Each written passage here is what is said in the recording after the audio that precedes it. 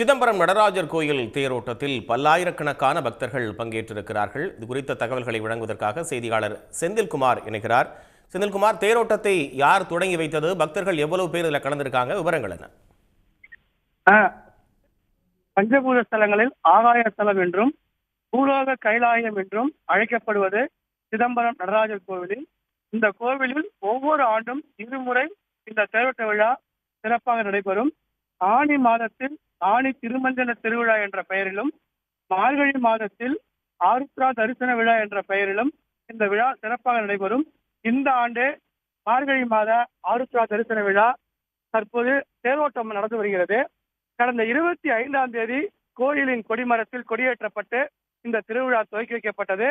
அன்று முதல் தினந்தோறும் பஞ்சமூர்த்திகள் வீதி விழா நிகழ்ச்சி காலை மாலை என இரு வேளைகளிலும் பஞ்சமூர்த்திகள் வீதி விழா புறப்பட்டு 4 மாட வீதிகளையும் வலம் வந்தது.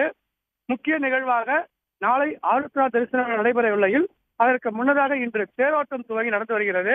இன்று அதிகாலை நடராஜர் சிவகாம சுந்தரி திருச்சபை எனப்படும் பொன்னம்பல சபையில் இருந்து அலங்காரத்துடன் தேருக்கு கொண்டு வரப்பட்டது. பின்னர் தேரில் வைத்து பல்வேறு பூஜைகள் நடைபெற்றன. இதைத் தொடர்ந்து பக்தர்கள் வடம்பிடித்து தேர் இழுத்தனர். பல்வேறு பூஜைகளுடன் ஏராளமான பெண்கள் தேருக்கு முன்பாக சாலைகளிலே கோலமிட்டு நடராஜரை வரவேற்றனர்.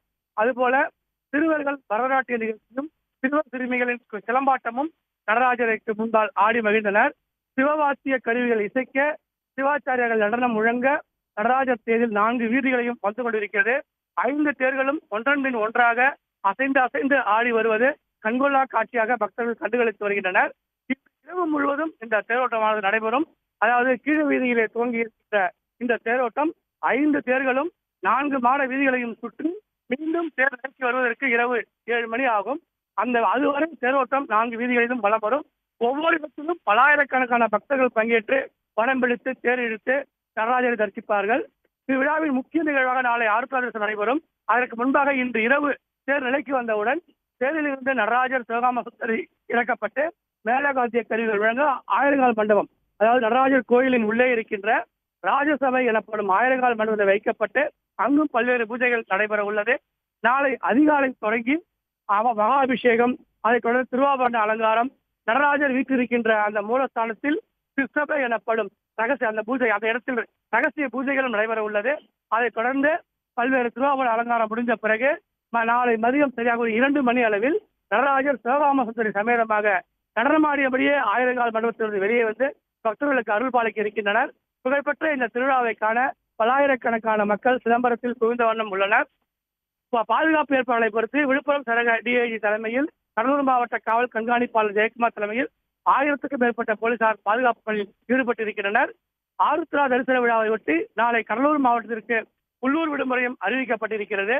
இந்த புகழ்பெற்ற இந்த விழாவை காண பக்தர்கள் குவிந்த நிலையில் அதற்கான ஏற்பாடுகளை நடராஜர் கோயில் பொது வீச்சர்கள் மற்றும் அரசு துறை அதிகாரிகள் செய்திருக்கின்றனர். தற்போது 4 மாட வீதிகளையும் தேர் வலம் வந்து கொண்டிருக்கிறது. அதை பக்தர்கள் வடம்பிடித்து இழுத்து வருகின்றது. கண்கொள்ளா காட்சியாக திகழ்ந்து கொண்டிருக்கின்றது. விரிவான தகவல்களுக்கு நன்றி செந்தில்குமார். உடனுக்குடன் செய்திகளை தெரிந்து கொள்ள சன் நியூஸ் பெல் ஐகானை கிளிக் பண்ணுங்க.